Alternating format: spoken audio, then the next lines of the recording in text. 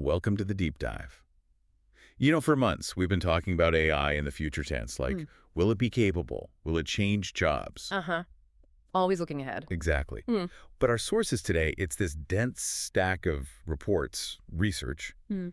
It suggests that whole discussion, it's kind of over. Yeah, the ground has definitely shifted. It's shifted from if to, well, how fast and how hard. Right. What we've got here is basically evidence of this huge shockwave hitting, like, everything at once. Yeah. The economy, content platforms, even geopolitics. It feels like the day AI really showed up with receipts, quantified proof it can compete industrially. Absolutely. So our mission today for this deep dive is to unpack all that, make sense of these signals, and give you that strategic view. Right. We're seeing, I think, three main threads in this data from September 26, 2025. First, there's the hard numbers, the proof of AI's threat, maybe, to knowledge work. The economic replacement idea. Yeah, that. Second, there's this big split, this kind of strategic disagreement among the tech giants over how they handle all the AI content. This AI slop, people are calling it. The quality versus quantity thing. Exactly. And third, you can really see this techno-nationalist idea hardening in Washington. It's becoming much clearer. Okay, let's dive into that first one then, the economic piece. Yeah. Because for years, right, we used academic tests, like how well does the AI do on the LSAT or whatever. Standard benchmarks, yeah. But now OpenAI, they've dropped this thing called GDP val. And it's totally different. It's designed only to measure AI performance on actual economically valuable work tasks. It's the real-world test, basically. Forget the abstract exams. And what's striking is just how serious they were about making it relevant. Oh, yeah. The rigor is pretty intense. They looked across the biggest U.S. economic sectors. We're talking lawyers, engineers, even registered nurses. Real jobs. 44 distinct occupations across 9 sectors. And the tasks weren't simple, fetch me this kind of things. No, not at all. They designed these complex, multi-step jobs, long horizon tasks, they call them, stuff that's meant to be genuinely difficult. That long horizon bit is crucial. It means work that takes time, requires pulling info together, synthesizing it, making judgments, and then producing something professional. Like drafting a whole legal brief, maybe. Yeah. Or coding a full software module. Exactly that kind of thing. And get this. These tasks took a human expert, and we're talking someone with 14 years of experience on average, 7 hours to finish. 7 hours, okay. And then the AI's output was graded blind. Human pros ranked it against the human expert's work. So the big reveal, how did the AI actually do? Well, this is the headline that kind of stops you in your tracks. The finding is that the top AI models are, and I'm quoting here, approaching the quality of work produced by industry experts. Wow, okay. Do they have specific numbers? They do. OpenAI's own model, GPT-5 High, it got a 40.6% combined win or tie rate against those human experts. 20%, that sounds significant. It's more than significant when you compare it. That 40.6%, it's almost 3 times better than its predecessor, GPT-4o. Okay, wait, what was 4O's score? Just 13.7%, and that was only 15 months ago. 15 months for a nearly 3-fold jump in measured economic ability. Yeah, that's the kind of progress rate we're seeing. It's exponential in real-world competence. Okay, 40.6% is huge, but, how reliable are these benchmarks? Could one model just be better tuned for this specific test? Because I saw Anthropic's Claude, their Opus 4.1. Ah, right. Good point. Claude actually scored higher. Yeah, 49% winning rate. So does that mean Claude is just better? Well, it raises that key question, better at what? OpenAI was careful to break that down. Claude did really well in things like aesthetics, making the documents look good, formatting. Right. But GPT-5, their model, was apparently superior on factual accuracy and digging up that really specific domain knowledge, which, if you're an enterprise paying for this... You care more about the facts being right than the font looking perfect. Pretty much. Accuracy trumps appearance in professional settings. So, okay, maybe there's nuance in the scores, but whichever model you look at, the underlying economic message seems pretty brutal. It's unavoidable. The study also looked at efficiency, and it found these models can do these 7-hour human tasks roughly 100 times faster. Whoa. And 100 times cheaper. Okay, hold on. 100 times cheaper. That sounds almost unbelievable. Does that account for, the human needed to check the work? Yeah. or the cost of retraining people whose jobs are impacted. That's the caveat, right? It excludes the human oversight loop. So maybe the real saving isn't 100x, maybe it's 75x, maybe 50x. So massive. It's still a game changer, and it forces anyone in knowledge work, anyone listening, to really rethink their value proposition. How so? Because the value of routine, predictable knowledge work, the stuff GDP measures while drafting a standard report, summarizing documents, that kind of thing, its economic value is just set to collapse. So human value has to shift. It has to shift towards the things GDPval wasn't designed to test, like framing complex, ambiguous problems in the first place, building client trust, real creative, divergent thinking. That's where humans need to refocus. That efficiency push, now quantified by GDPval, it explains why businesses are jumping in. Yeah. But the platforms, the big tech companies, they're already dealing with the fallout, right? This flood of AI content. Oh, absolutely. And it's causing this major split in strategy.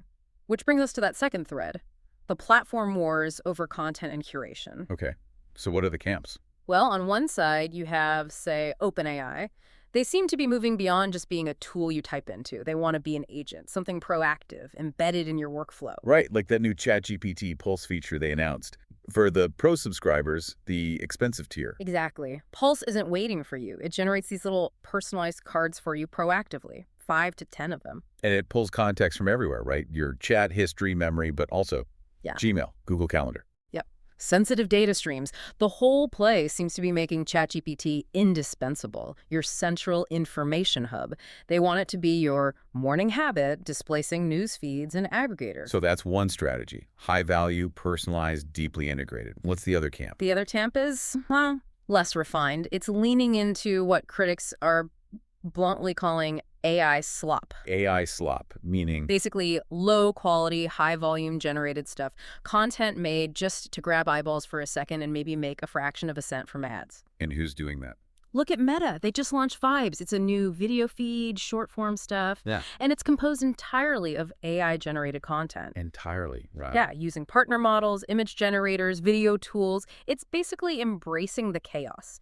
A high-volume, low-fidelity, attention-scraping model. So Meta's betting on quantity over quality, essentially. Seems like it. Now, contrast that with someone like Adobe. Right. Adobe's always focused on the professional creative market. Exactly. They just launched Firefly boards. It's like an AI-powered mood board, a collaborative tool, but it's built into their professional creative software suite. So it's about augmenting the pro workflow, not replacing the feed. Precisely. Their bet is on keeping those high-value subscribers happy, helping them ideate faster within the tools they already pay for. Quality, integration, professional value.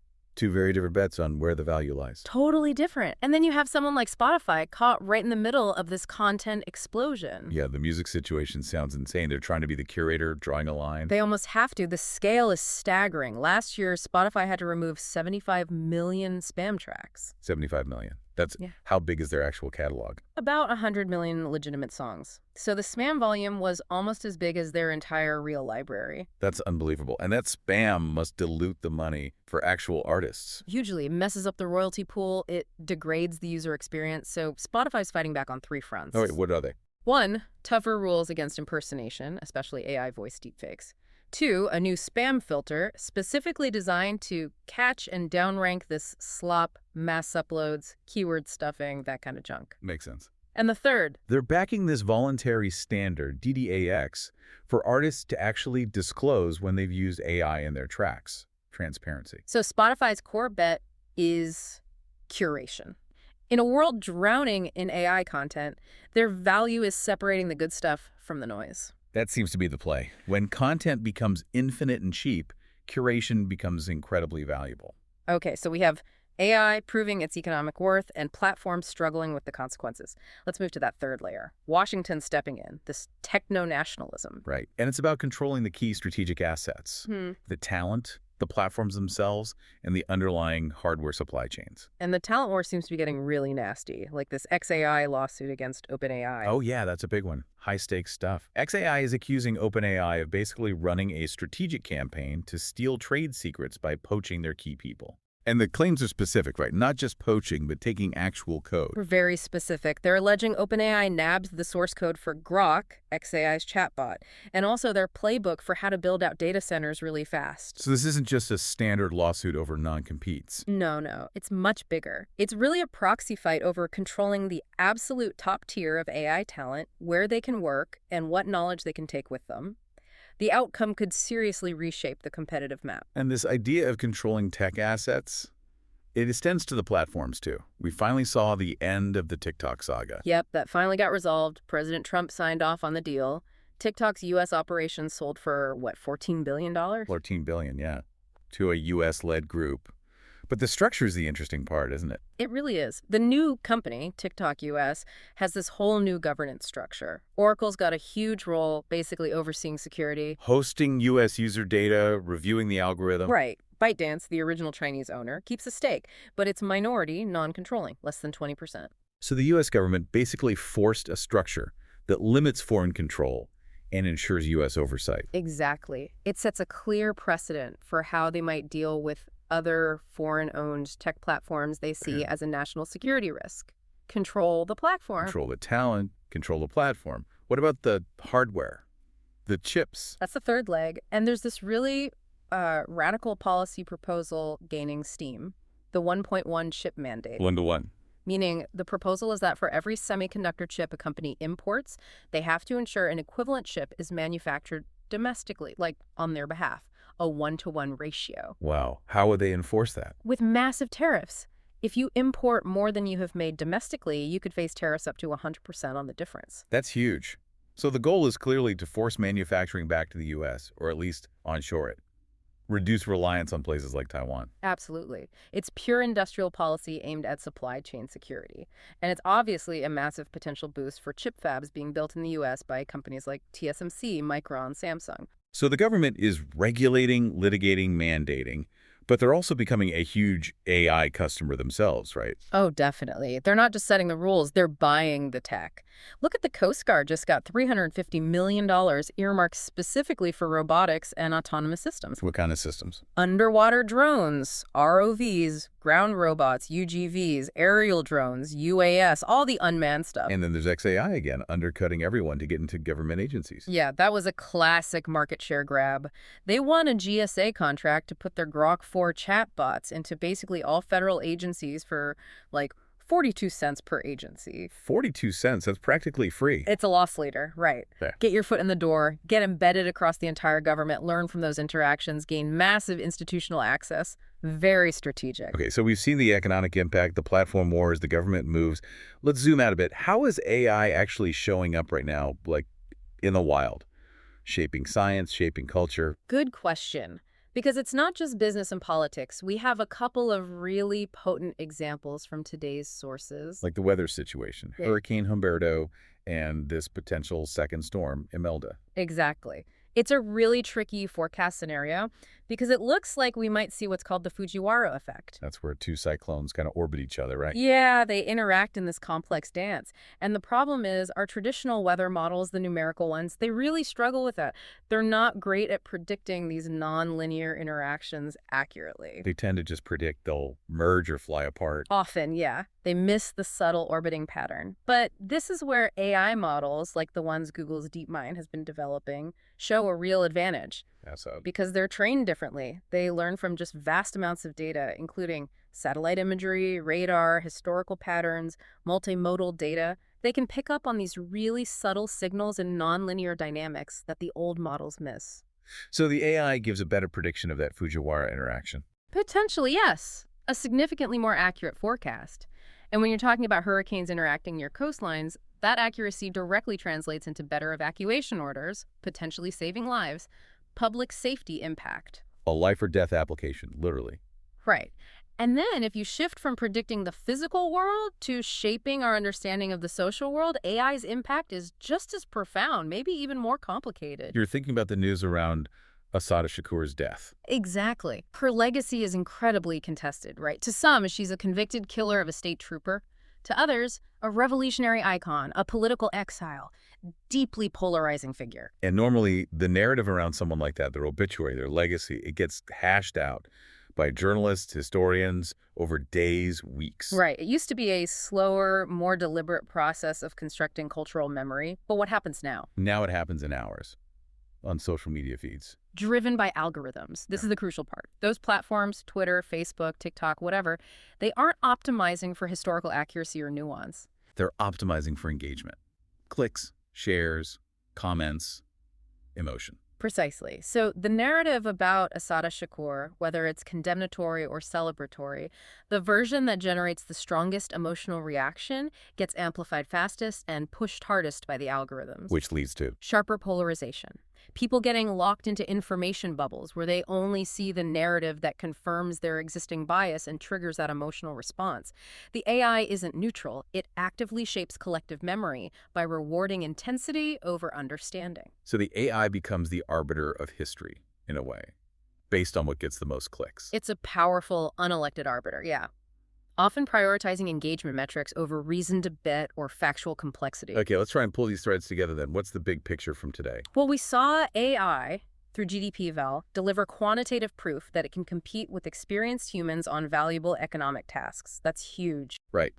Then we saw the platforms fracturing, splitting into camps, high-value integration versus high-volume slop as they grapple with the sheer amount of AI content, and Spotify trying to be the quality filter.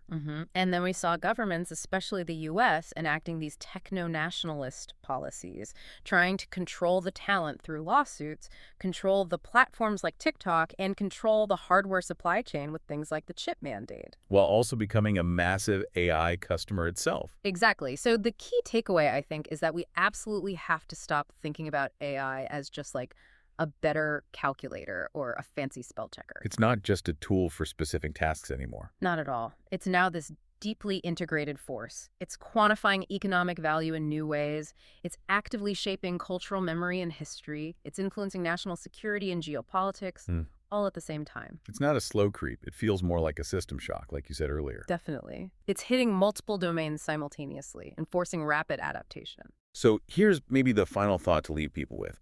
We have GDP Val telling us AI can do routine knowledge work 100 times faster and cheaper than a human. Okay. The economic replacement signal. But then we have the Assata Shakur example, showing us that the same underlying technology, the algorithms, are controlling the platforms where we even debate what human value is, what his crew means. Right. One part commoditizes human labor, the other shapes human understanding. So if AI is coming for the routine tasks, while also shaping the very definition of what's important, what history we remember, what constitutes human value, what's the real battleground we should be watching? Where does human agency actually reside in that equation?